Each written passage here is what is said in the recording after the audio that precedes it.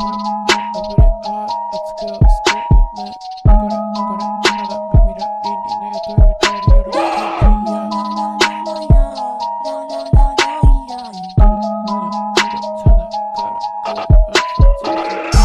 up, YouTube? Midnight Crawler back up in this piece, and it's that time for another Asian cinema takeout video.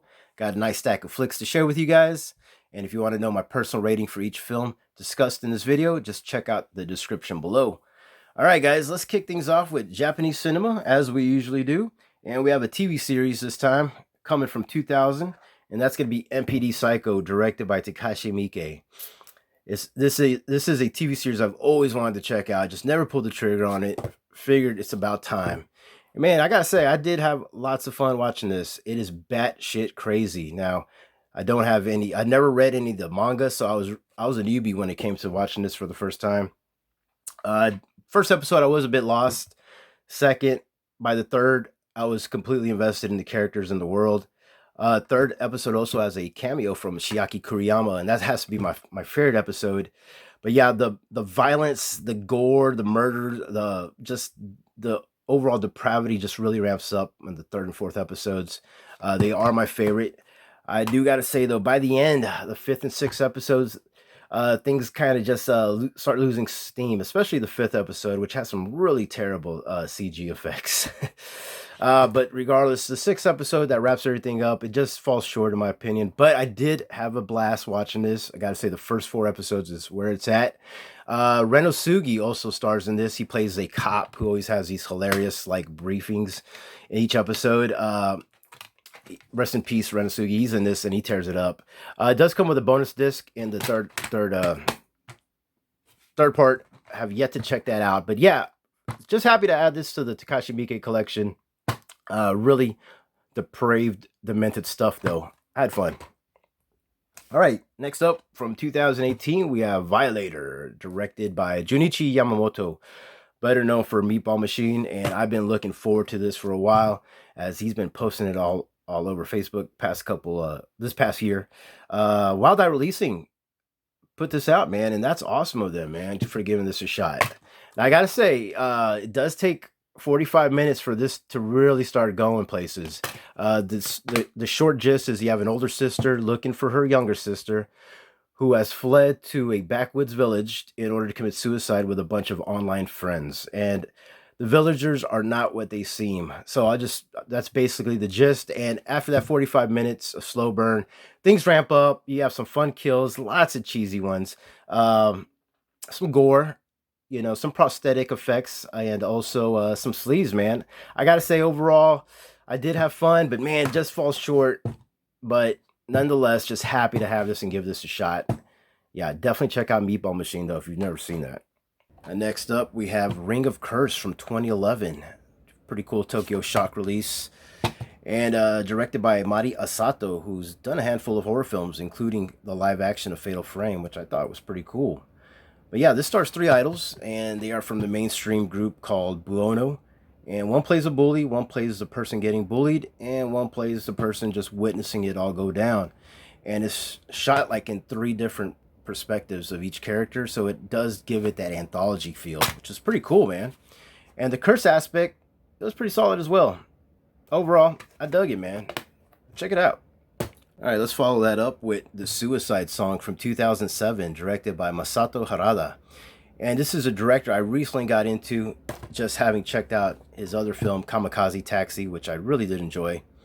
This starts off like a horror film, as you have these high school students. If they hear a certain song, they will commit suicide. And after that, the mystery unfolds, and the movie has a long runtime of over 2 hours. So a lot of stuff happens in between, and this movie really goes off its rocker, man.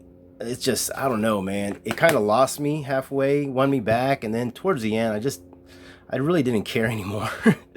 The lead actor is Ryuhei Matsuda, and he's awesome, man, in this, as he always is. But yeah, overall, I gotta say it was just okay.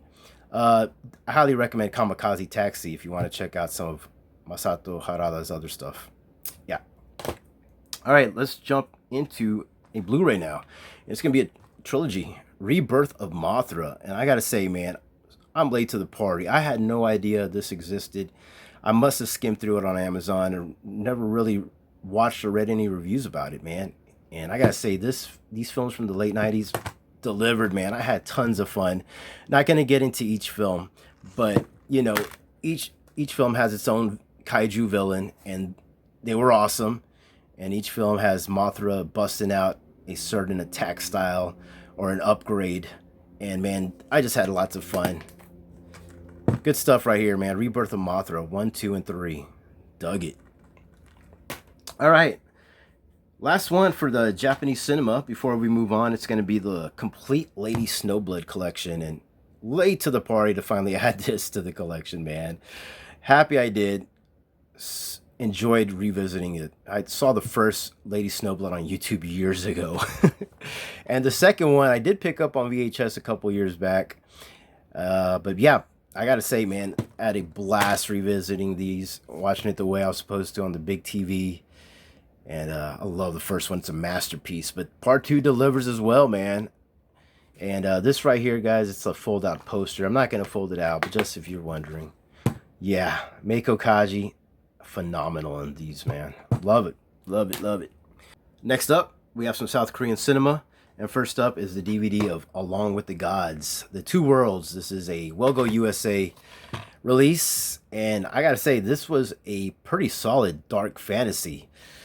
You have a firefighter who dies in the line of duty, and he is granted an opportunity to come back. But first, he must pass 7 trials.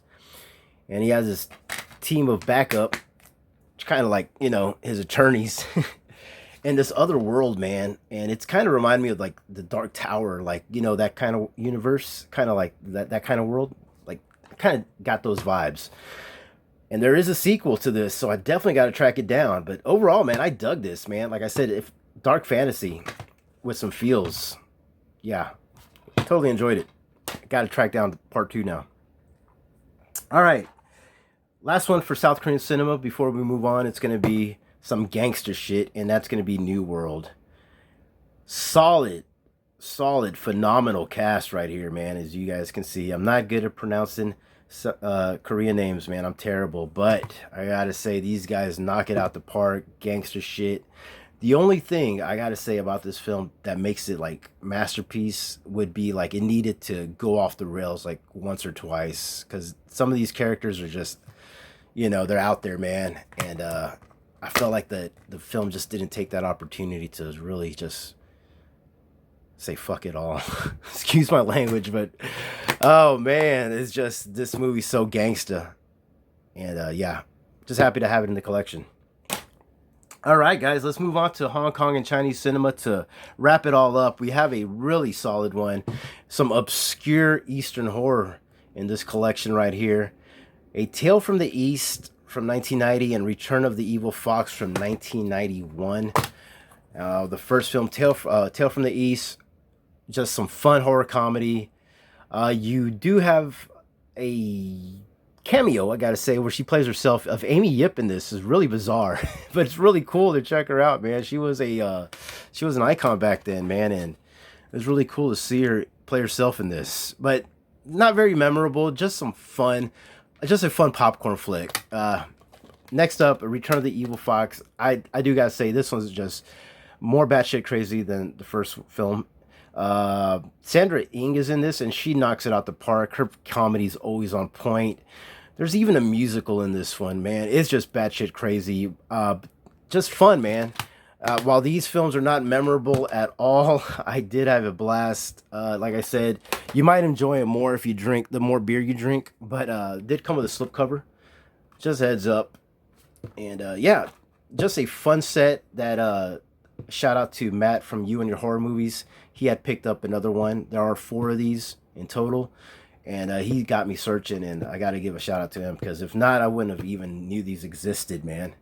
What's up, Matt?